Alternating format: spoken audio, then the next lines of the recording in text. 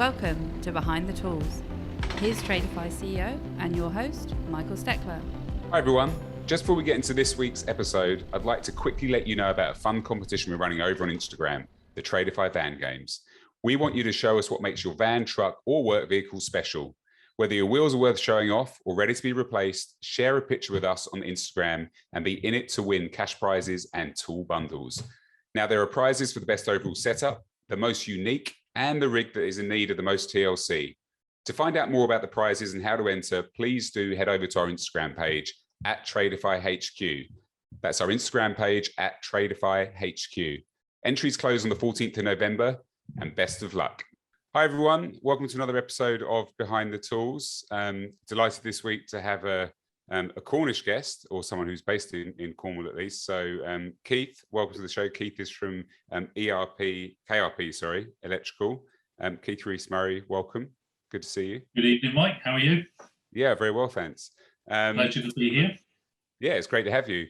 And for those that know Cornwall well, it's sort of the southwest part of the UK, and Keith is near to a sort of place called Liscard, not too far from Padstow, not too far from Plymouth. It's probably a fair representation, right? We're based on the southeast coast of Cornwall, so just over the border from Devon. So we're sort of probably about 45 minutes to an hour away from the north coast, and then we can go further down west, down to the tip of Cornwall, down to Land's End. I got the impression that that part of the world would have been pretty busy during the bank holidays, sort of post when things started to open up a bit more. I would imagine it'd be pretty crazy. This year has been particularly busy, and it sort of started from, I would say, April up until it's still going now. Even going into October, we've still got a lot of visitors that are around, but definitely sort of August, July, June, it is a little bit manic and a little bit fraught at times. Yeah, I've spent hours in the car trying to get to Cornwall on a Friday night. At the completely wrong time. Anyway, so look, great to have you. Do you want to maybe start by telling us a little bit about your business and what you specialise in?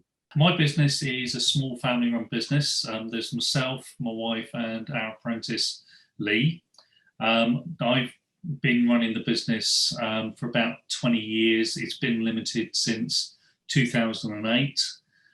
We have a basis of 80% residential clients, 20% commercial, and we don't really, I wouldn't say we specialise in any one thing, except to just give a good service. We give a professional and friendly service is our tagline, because we do cater as much as possible for, what our job involves, from anything from a new point up to a new build and beyond, and long-term maintenance.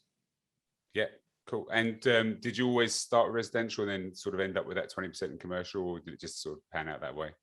It pans out that way. I would say with the way life goes, you end up with starting with the residential. It starts with Mrs. Smith wants an additional socket that your name then develops, and then you'll end up with small businesses then getting you to come in and do work for them as well. So it just builds up over a period of time. Yeah. Cool. And then, one thing I observed and sort of noticed that you just mentioned, you started in 2008, and one thing I'm intrigued by as we go through the last year, however long it is, year or so of COVID, which obviously has some pretty negative and pretty bad effects on especially small businesses as well. You started during a recession. You started your company during a recession. Do you want to sort of talk through how that was? Because I often feel that people that have been through adversity before kind of maybe are sometimes well set, or not well set, but better set to deal with, things like this when they happen, because it's very different, this one, but it's to some degree you've sort of seen the parts of the movie before.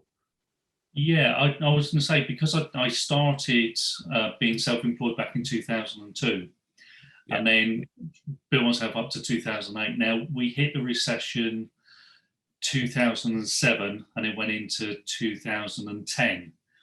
So at that point, I was actually employing 3 people. Unfortunately, I had to make them redundant, which isn't an easy thing. No. So you end up going, right, I'm going to make it a limited company and start afresh and sort of take it back to basics, and then just build yourself back up again, because you've still got a client base. But you just sort of, there's important lessons that you learn from your experience getting up to that recession, and actually possibly even seeing the signs that we were going to hit recession, because there was a massive downturn in work. So you knew that you had to make a big judgment call. And you sort of, it's either survive or sink. And you just, part of you, an instinct kicks in that you will do, you'll take on anything just to keep going. And you do that until you get to a point that you sort of say, look, we're okay, it's steady, we're coming out the other side of the recession, and then we can move forward. And that's what I did. It's literally took a few steps back and literally step at a time, build the business back up, build up your client base, and just keep going that way. And any advice for anyone that's sort of in that situation? This time around, it's a bit different, and there isn't an obvious. In fact, to some degree, depending on who you speak to, some trades have seen a bit of a boom, as during lockdowns and people doing home repairs instead of going on holidays and all that stuff. But at some point, it's bound to have an effect, and I'm sure it's affecting some people already. Any advice you would give, having been through that experience, for those people that are maybe struggling through this? Through experience, I would say take a step back and actually look at what you've got and not what you haven't got. Look at what you've got and then say, right, okay, I've got this client base. They are keeping me steady, but I would like to increase it. And don't think spending a load of money on advertising is going to be the answer. It's not. It's something that I discovered many years ago, that we have a little community magazine in our village. It's called the Granite Post. And we've got several around in Cornwall. Now, that costs very little money to advertise in on an annual basis, but it gives a lot of work into the company. And for that small sort of investment, you're in the local people's mind that when they open it, you are in there. So it's getting your name out there and people remembering that you are there, rather than sort of thinking, oh, I need to put it in this paper or that paper or whatever. It's looking at what will work for you. Now, the other thing that I did, brought in years ago, was we brought in mugs. So when we do work for a client, we actually give them a mug. So they've got our name there. So we're always there. So it's couple of little things just to make that difference, and that you're actually standing out, that you are still there, you're still going. And a number of times we've gone back to people's houses and they've gone, oh, we remembered you because we got the mugs out. Yeah. And it's little things like that. We actually had that, must be 7 years ago.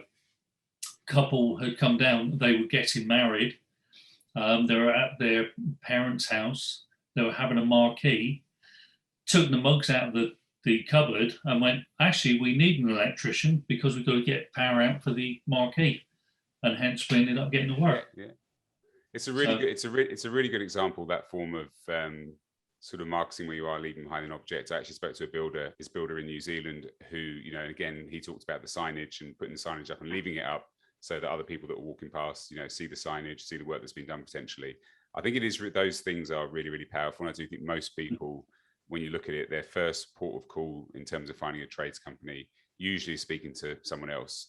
Hey, I need an electrician. Do you know a good electrician?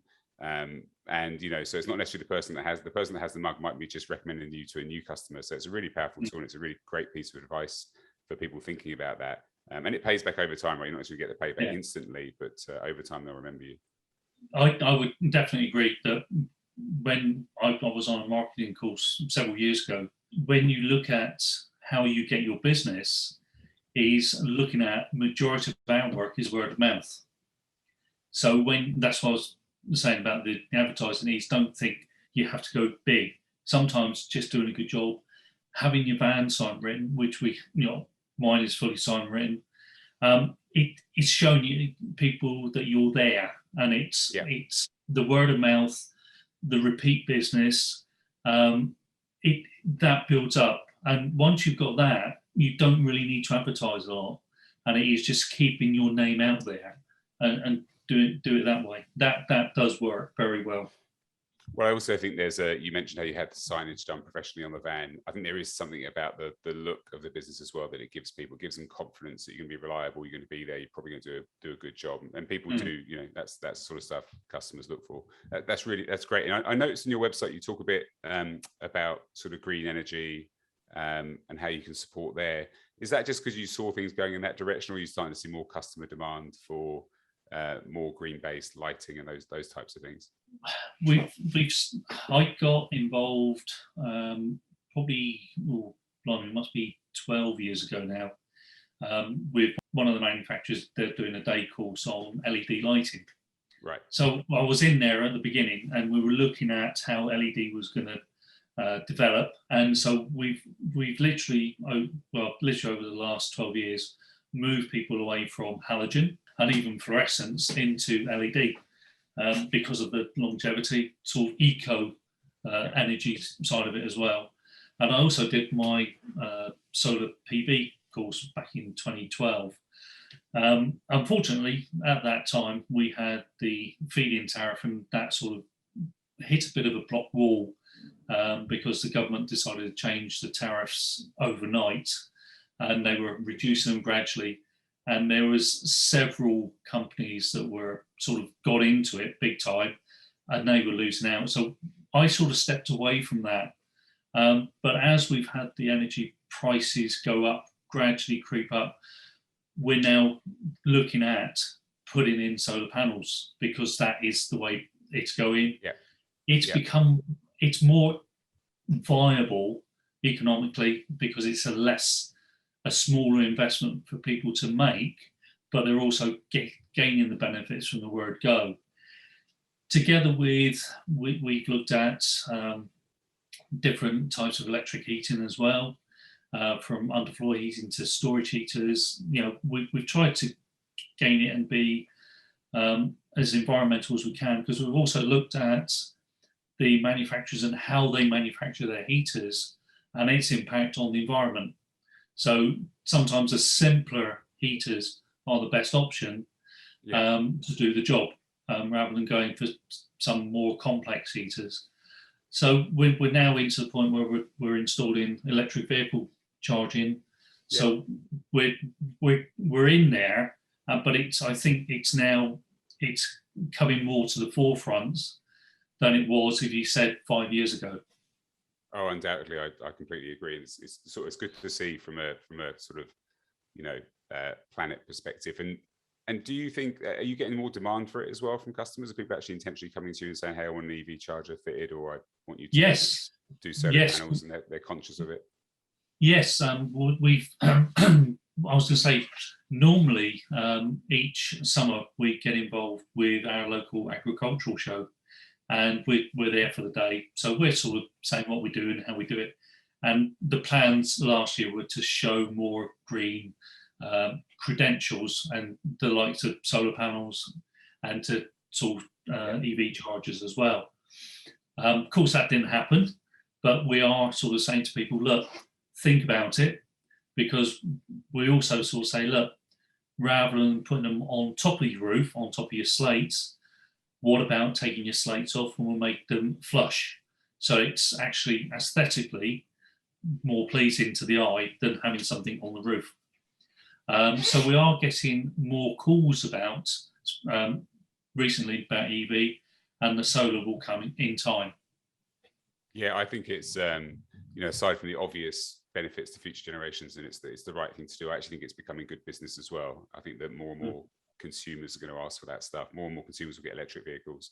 So it's great to see that you're doing that. And you mentioned up front that you run the business and you hired an apprentice. Can you walk us through sort of the thinking behind why you decided to hire an apprentice? Some companies do, some companies don't. we've talked a lot about it on this podcast. It'd be great to get your perspective on that. Well, I'm not getting any younger, and I've got a lot of skills that need to be passed on. And we've had over the years a couple of people have come in, they've tried it, it may not be for them, or things change. But with our apprentice at the moment, Lee, Lee is he's now, he'll love me for saying this, he's now 36. He's married, he's got a couple of kids. He was running his own business, and they were coming to a point where they wanted to change. And he asked me about becoming an apprentice, and I was looking for one. We had one, it didn't work out. And we actually know each other. We've known each other for the last 20 years because we both used to study the same martial art. So we've got quite a connection that way. And so his interest and his business knowledge has come in. So he wants to learn, and I'm quite happy to teach him. It's been a bit of a roller coaster for him, especially last year, but it's learning a new skill set. And we were actually talking about it on Monday, and it was actually looking at something he did at college against some of the other students, and he did it quite quickly. And he's sort of gone, well, actually, 2 years ago, I wouldn't have been able to do that. 2 years on, I can do that. I'm actually ahead. So I think the important thing is I've had to sort of go, I need to pass on my skills to someone. You've got to make time to pass on those skills to people. You can't just say, right, do this, do that, because you have to show them how to do it. And we've all got our little quirks on how we do a job or how we speak to someone. And it's just trying to get that person to listen, but also for that person to make a decision and also get involved in the same conversation, and also to understand why they're doing it the way they've been asked to do it. Yeah, great. I think, and it's you touched on an important point. I read an alarming statistic, which I'm going to misquote now, but it was something like in 2016, I think the intake of students coming through colleges to do trades-based, work and apprenticeships, kind of level around level 2.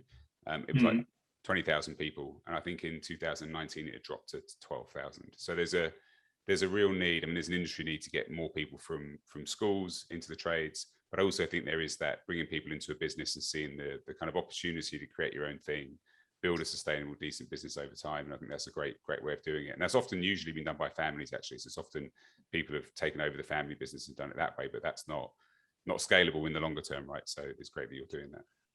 There was something, I going on from what you were saying about the intake, they're actually saying, I think it was about 2 or 3 months ago, that the average age of the experienced tradesman is around my age. So I'm 56. So you're talking guys that are in their 50s, or the well-experienced ones that have been doing it for 20, 30 years. And you haven't got that intake, because I think something I noticed with a person we had for a short period of time is, I think there's, from some people coming in to this job, thinking that they're going to get it now. Right. They don't realise that it's you're coming in to do this job. You'll do a course over for it in the UK over a period of 3 years, 3.5 years, but then you start to learn your trade. So it's, you might do that initial period. Yes, it gives you a foundation, but you then learn your trade, and it takes you time to learn your trade. In the old days of the apprenticeships, you were in an apprenticeship for 7 years. Yeah. And now, they're trying to sort of cram it in, but actually you've got to think that for the next 7 years, you're learning your trade still. Well, you've hit on 2 points. I mean, there is one, which is there is this risk of a sort of great brain drain in the trades, right? Of all this experience that just suddenly goes when people decide they want to retire, or they've had enough, or whatever else, and you haven't got that throughput of people with that experience. And the sort of second point, the analogy I would draw is, if you're studying medicine, that's a long period of time that you study before, but then you still need to be behind someone else who's experienced, right? Because you're dealing with people's lives. And in many ways that might sound extreme when talking about trades, but it isn't, right? When you're wiring a house, when a plumber's doing something to a boiler, I mean, these are things that if you get it wrong, you don't know what you're doing, could have pretty serious implications. So I think having that experience is really, really important, and being able to work with someone that has that experience is really important. So yeah, and what do you think? I mean, what do you think's missing? What needs to happen, do you think, to attract more people into the trades? I think if you look, I'd even take a step further back.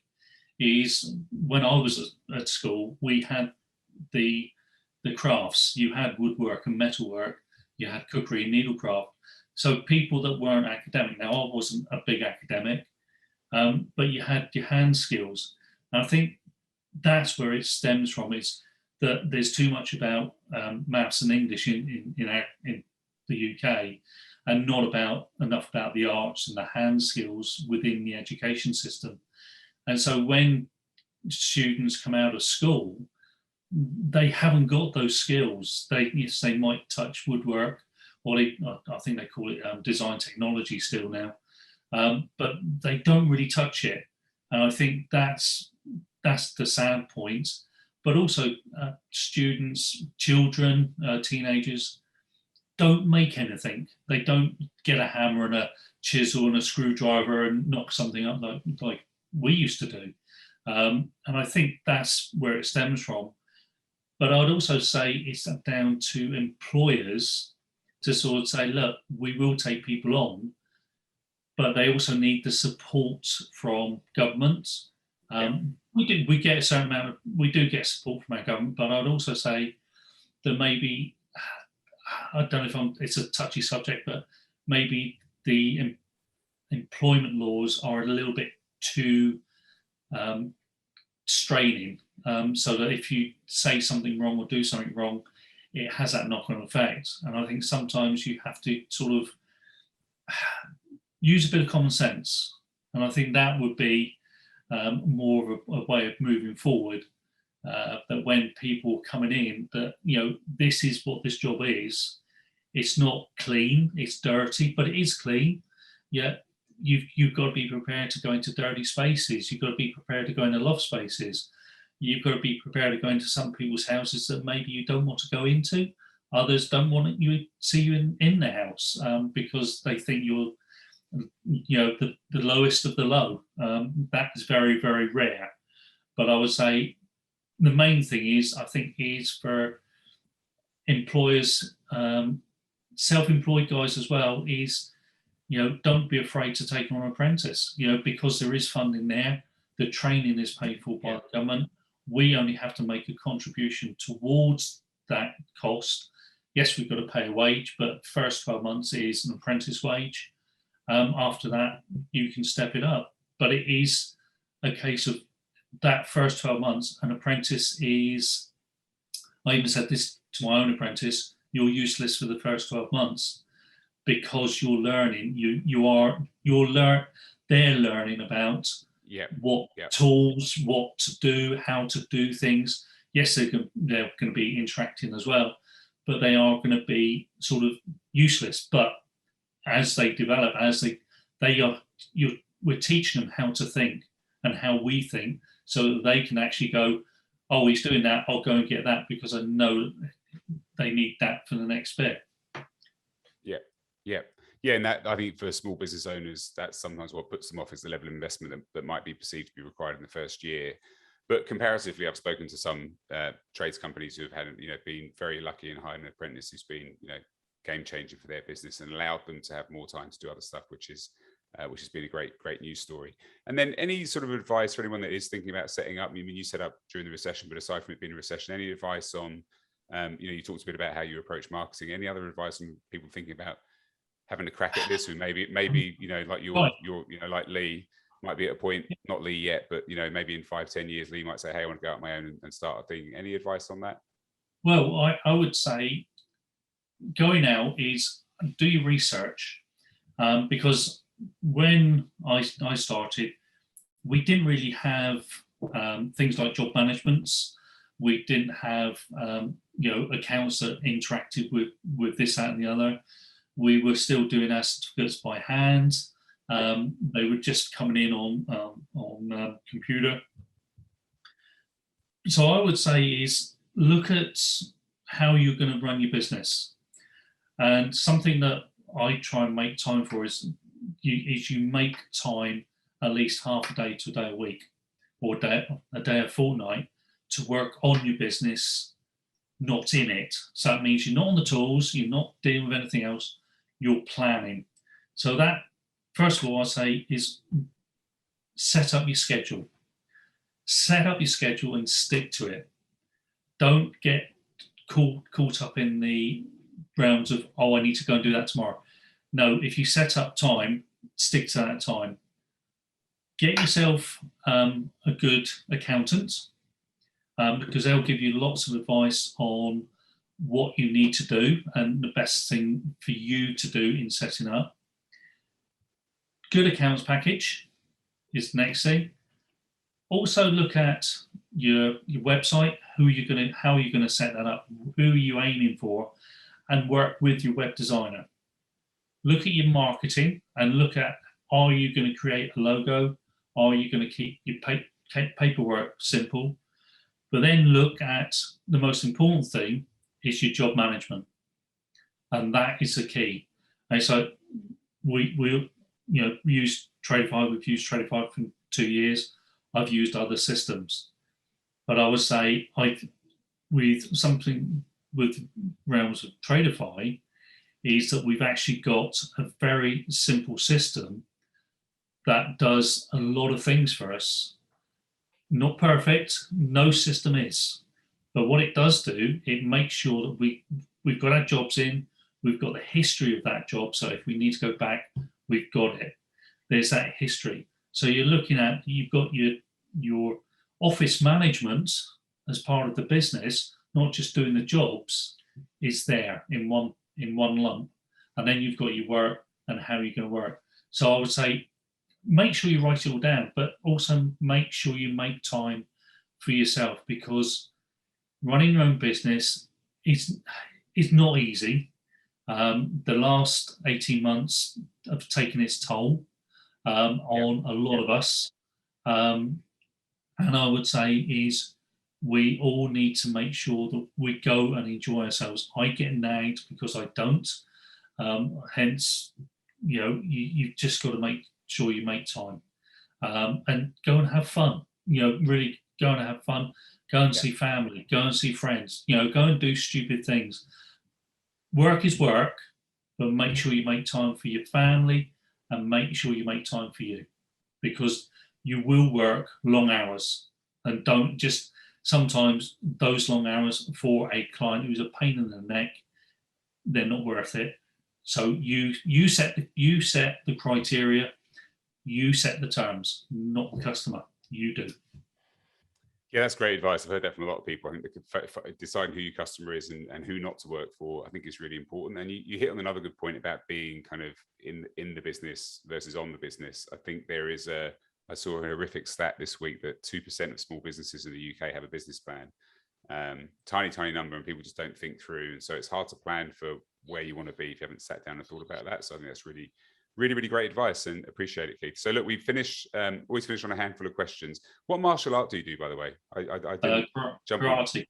Oh, do karate? Karate. How long have you been doing that? I haven't actually trained for about 8 years, but I reached the rank of second dan, and Lee, my apprentice, got his second dan this year. Oh, so you two can have a proper falling out now and be evenly matched. Yes, we can do. Yeah. The only thing is, I also taught him as well. Oh dear. Oh, so is he he's got a double whammy now. yeah, indeed. Blimey. That's cool. That's a really cool story. It's great that you do that. So the first question is, if you weren't an electrician, which trade would you pick? I would probably pick carpenter. Oh, okay. Because you are creating and you're building, and I think I've seen one of the local guys we work for is a great carpenter, and you look at it, and my late brother-in-law was a chippy as well, So yeah, they do create some good things, and I think they get the easy work. Everyone who's not in another trade always seems to say that, but yeah, I do. A few people have said carpentry. I think for the building, liking to build stuff, seems to be the main draw for people. And then when you're down there, what's your choice of lunch? Oh, it's got to be a pasty. It is good. I didn't want to say that. I didn't want to be cliche and say you have a Cornish pasty. It's got to be a pasty, maybe a Danish at the same time, or an afternoon cream tea, or all three. I don't mind. Tea. Yeah, cream tea. Cream tea, is it the where'd you put the jam? What goes first? Always the jam. Always the jam. See, I don't know. I put the jam second. I have to be honest. I was just no. Jam first, cream second. So the cream's on the top. The cream's on the top. So you bite into the cream. I don't know about that. But you're from that part of the world, so I'll defer to your judgment. Well, you can't come here and do it the wrong way. You get lynched. That's why I'm asking you. I think I'm finally asking someone who knows what they're talking about. And the Cornish pasties, for those that other people in the UK, if you've ever had a Cornish pasty in a overland railway station, that's not really a good example of a Cornish pasty. No, it's not. A proper decent Cornish pasty is actually very, very good. Very, very nice. So great. Well, I'm sort of glad you said that, because I was wondering whether you would say a Cornish pasty. And then the other question, things are opening up. There are actually sporting events happening and all the rest of it, and music events. If you could go to something sort of right now or that's coming up, what would you choose? I would say I would like to go to a Six Nations rugby match, preferably Scotland playing Wales, at home or in Wales, because Mandy is the Rees, so she's the Welsh side. I'm a Murray, so I've got the Scottish side. So you can see when it's the two of us playing in the Six Nations, it can be a little bit in the house on the day. My wife's a Kiwi, so she's from New Zealand, and that was I very much enjoyed the Rugby World Cup up until the final, but that was an uncomfortable evening. It's probably the best way of describing it. Well, we sort of in our house, when the Six Nations are on, we support any team that's playing England. Well, that's nice. It's always nice to know that. So close to our neighbours. Moving on. I'm used to that. The go-to tool brand. Oh well, I would. My wife calls me a tool tart. So a few years ago I moved over to Hilti. So I do like my Hilti tools. Cool. And hand tools, I would say Klein. Yeah, great, fantastic. And Keith, last question: is there anyone you come across who you think we should speak to next on the podcast? I think you ought to speak to Colin Gubbins. He's the local plumber I work with. So he's a good one. Or even AJ Wood. He's just recently started up his own business. So both of them are Tradify users as well. Great. Well, look, I really appreciate you spending the time. This has been really insightful. Thanks for sharing your experience. I think a lot of people get a lot out of that experience. Learning from what other people have done over a long period of time is really helpful and helps them shortcut making some of those mistakes they would make otherwise. So I really appreciate it. Great. Keith, thanks for spending the time. Until next time. Thanks to everyone for listening. As always, if you want to rate, review, send us comments, or if you want to be on the podcast, hit us up. And we appreciate you listening. Until next time, thank you. And that brings us to the end of this episode. Behind the Tools is brought to you by Tradify, job management software for your trade business. If you enjoyed the podcast, let us know by leaving a review, and be sure to tell your mates about it. Email behindthetools@tradifyhq.com if you or someone you know would be keen to join the show as a guest.